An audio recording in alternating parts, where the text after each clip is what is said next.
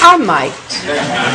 I'll have to ponder it. But I will put it on my list for due consideration. That was Hillary Clinton yesterday during her little Potemkin village of a campaign event, the stage thing where they bus in political operatives to make them look like real Iowa voters there sitting at a table listening to her go on. And Ed Henry said, are you going to take some questions from reporters? He was rather impertinent, but I support him in his impertinence. I'll ponder it, she said, and she did end up doing 5 minutes worth of questions. So we brought in Daniel Halper today, online editor for the Weekly Standard, author of the book Clinton Inc., The Audacious Rebuilding of a Political Machine. Well, you saw the 5-minute presser, the little gaggle or whatever they call it. Daniel, what's your first impressions of how Hillary handled the press after 40 days? Well, I still don't think she's really talked with the press, right? There's all these, counters that this is the last time she acknowledged the existence of the press and she said hello to the press. But she hasn't actually sat or stood for an extended period of time taking difficult questions. She answers a couple, now at this pace, once every month. She just says, hello, I'm here, I still exist, no, you're wrong, I did everything correct, and then goes back into her bunker for the next month. I mean, this is her campaign strategy, right? Yeah. She wants to go around the press. She doesn't want to use the press.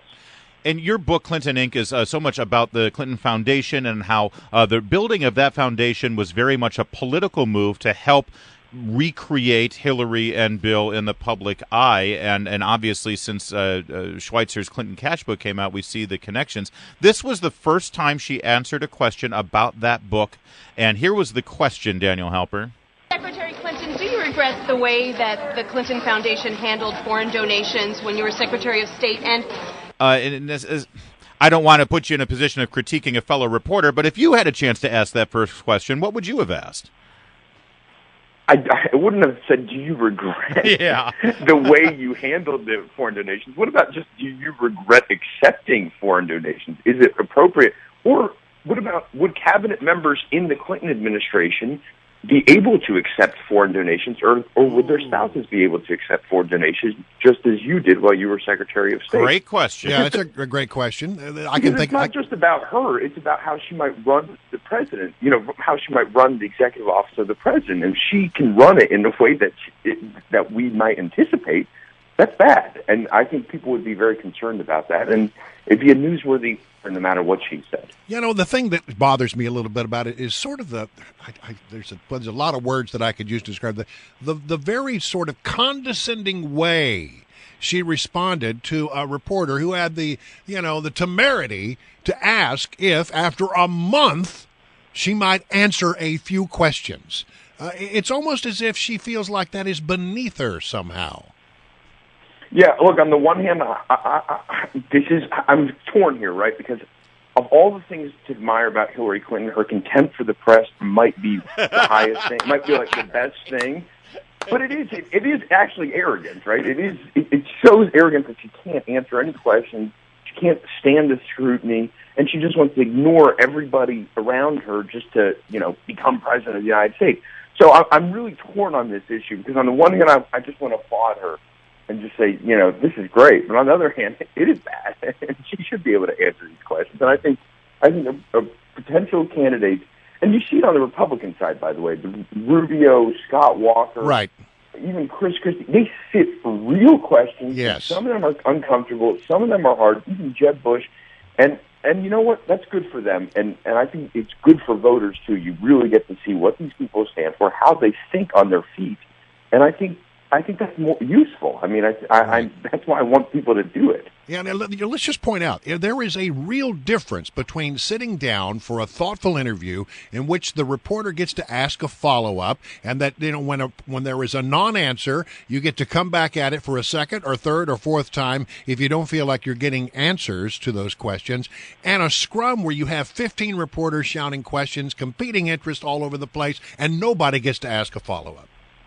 Absolutely. And if you're sitting down for a long interview with somebody, you plan it out, right? You might not necessarily plan it out correctly, but you say, we're going to try to hit this, and then I'm going to try to lead into this, and finally I'm going to try to get this answer. And, you have a game plan with the person that you're sitting down for, trying to get certain information about. Yeah. You can't do that in this scrum when you have no idea whether or not you're going to get called. for a month. So every day for a month, you've got to show up at the 3 campaign events, ready to ask a question if she decides to have a question ready, and then she only takes a couple, and she only takes a couple from the people in the front. So it's pathetic. It's so weak and neat and boring, and it doesn't project strength. That's absolutely for sure. Daniel Halper, we began the day yesterday with a State Department request to a federal judge that they release all of the Hillary Clinton emails January of 2016. The judge in the middle of the day said, no, that's not going to happen. You're going to release these as they become available. She was asked about this. Here was part of her response. I have said repeatedly, I want those emails out. Nobody has a bigger interest in getting them released than I do.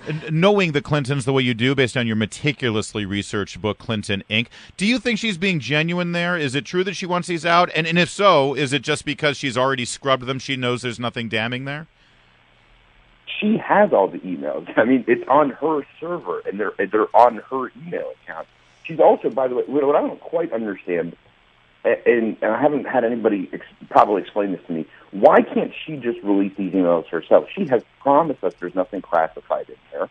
Okay, so if there's nothing classified, why can't she just release her own emails? That's true. Herself? That's true. I mean, she even said, because people were challenging, why would you use your own private server? You could get hacked. And she says, oh, I never emailed anything that was classified. That's what she said. So let's dump them all now. Why do they need to be sorted through? I don't get what the review process is. Obviously, the State Department, they probably have this protocol where they need to check and make sure that's what's going on there. But if Hillary Clinton's so sure that she's not going to break the law by releasing them, why doesn't she just show up to the next event and hand them to the members of the press? It's a great point. The other big news item yesterday, Daniel Halper, was the fact that Trey Gowdy's Select Committee on Benghazi will be issuing a subpoena to Sidney Blumenthal. Now, we've seen Sidney Blumenthal's name on some of these emails. He was in the private sector making money as a consultant to foreign countries, and he gave advice about how to deal with Libya. What do we know about Sidney Blumenthal, and could this actually be a big problem for Mrs. Clinton? Yeah, Sidney Blumenthal is one of these longtime creeps who has been hanging around the Clintons. He helped lead the fight, really, against Monica Lewinsky, and he helped really turn her name and her reputation into a joke and into laughing matter. And, effectively, he helped ruin her life. Spreading these rumors around town that Monica Lewinsky jumped on Bill Clinton, that he was just a helpless guy. Called her a stalker. Yeah, exactly. And she was mocked readily on Saturday Night Live. So he's not a very good guy.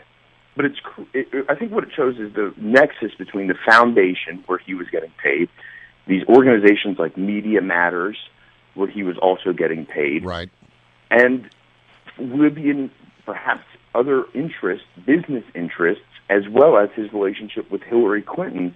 And it just shows how there's confusing muddling of these monetary interests, where everybody around them is enriching themselves off of each other, and it reeks of it being unethical. Right. I'd love to know more information. Right. I'm glad that Trey Gowdy is going to bring him in front of the Benghazi committee, because I think there are real questions here. Daniel Halper, we got to leave it there. Again, he's the online editor of the Weekly Standard, author of the book Clinton, Inc., The Audacious Rebuilding of a Political Machine, and as long as Hillary Clinton keeps behaving this way, he is going to be a frequent guest on many radio and television shows including ours, for the next 12 to 16 months. Thanks, Daniel.